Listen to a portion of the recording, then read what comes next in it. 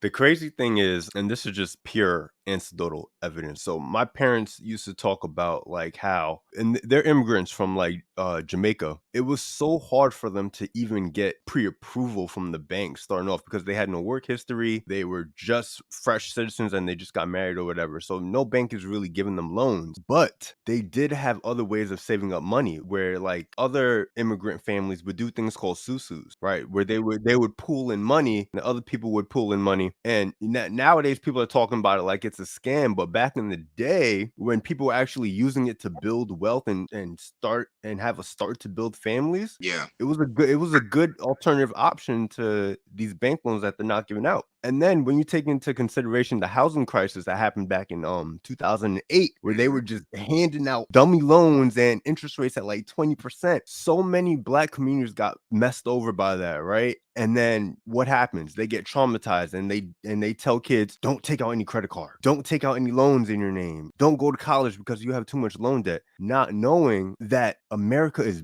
built on debt. Like you're never really truly going to escape debt. The only way you can Right. do it is to make sure that you're bringing in enough money to pay off your debt. But the reality is, we're all going to be in debt. We're all going to die with some type of debt. Some type of debt.